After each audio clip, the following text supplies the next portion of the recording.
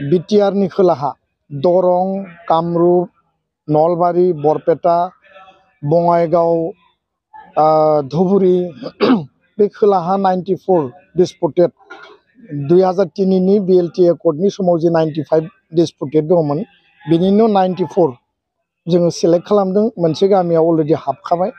दा बेखिनि टटेल 628 खौ जोङो जमा होनानै एनादार जि माने इनक्लुजननि जि खामानि बेखौ स्पीड आप खालामनांगौ होननानै जों खावलायदों। 5.3 आव जोंहा फरेस्ट राइट एक्टनि गेजेरजों सनितपुर, बिश्वनाथ, हजाय, कार्बि आंलं आरो गवालपारानि बर'फोरनि हा हु मोननायनि जि बाथ्रा बेखौ लानानै जोङो डिटेल डिसकास खालामदों आरो बेखौ कन्टिनिउ खालामगोन होननानै बुंदों। मैया दुलाराय बर' फरायसा आफादनि सा10 मोनसे डेलिगेसन टीम आसामनि गिबि मन्त्रि मानगोनां डक्टर हिमन्त बिश्व शर्मा, आसामनि मन्त्रि उरखाव गोरा ब्रह्म आरो लोगोसे मन्त्रि रनज पेगु दंमोन, डक्टर रनज पेगु, लोगोसे chief secretary, additional chief secretary, principal secretary गासै डिपार्टमेन्टनि आरो ADGP दंमोन।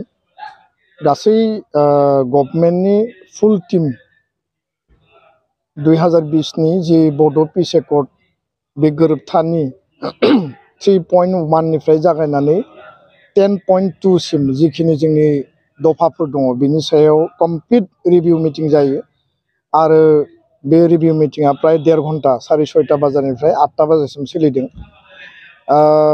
गाहायै बे डिसकासननि गेजेरजों जि 41 आरो 19 60 गामि मैया फाइनाल अर्डार WBD डिपार्टमेन्ट आरो दाख्लैबावै GAD डिपार्टमेन्टनिफ्राय ओंखारबाय राज्यपालनि नटिफिकेसना बे 60 कमप्लिट जाबाय। एनादार जोंनियाव 628 गामि दंबावो।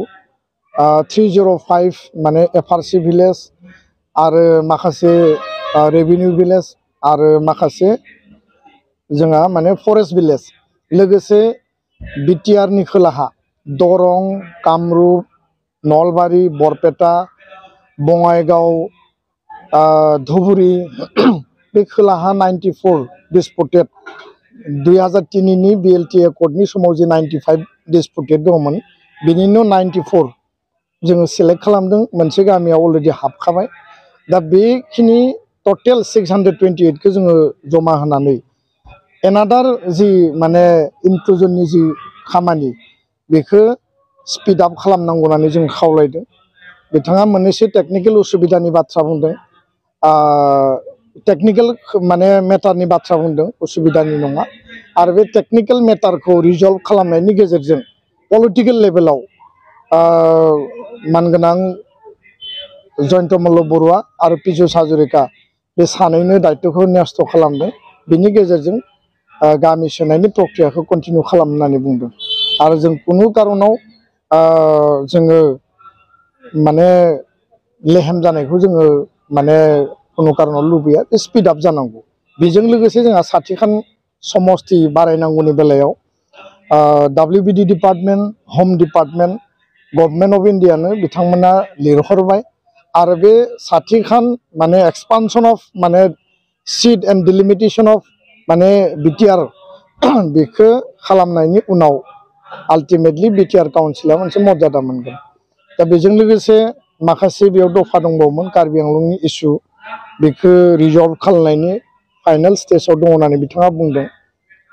हम मिनिस्टार अमित शाह बिथांजों रायज्लायदों, कार्बि काउन्सिलनि चिफ तुलिराम रंहां बिथांजों रायज्लायदों, माखासे कार्बि लिडार सिनियर लिडारफोरजों बिथाङा सावरायदों होननानै जोंनो फोरमायदों। 5.3 आव जोंहा फरेस्ट राइट एक्टनि गेजेरजों सनितपुर, बिश्वनाथ, हजाय, कार्बि आंलं आरो गवालपारानि बर'फोरनि हा हु मोननायनि जि बाथ्रा बेखौ लानानै जोङो डिटेल डिसकास खालामदों आरो बेखौ कन्टिनिउ खालामगोन होननानै बुंदों। NGT नेशनेल ग्रिन ट्रिब्युनेलाव दिलीप नाथ बिथाङा केस होनानै दोनदों, खिन्थु होनायनि खामानिया कन्टिनिउ जागोन। आरो बिश्वनाथाव 1719 जि लास्ट स्टेज दङ बेखौ कमप्लिट खालामनो थाखाय DCखौ चिफ सेक्रेटारिनि गेजेरजों रायज्लायनो खावलायदों आरो सनितपुराव जेसेबां हायो 1300 दंबावो बेखौ होनो थाखाय बिथाङा डाइरेक्सन होदों।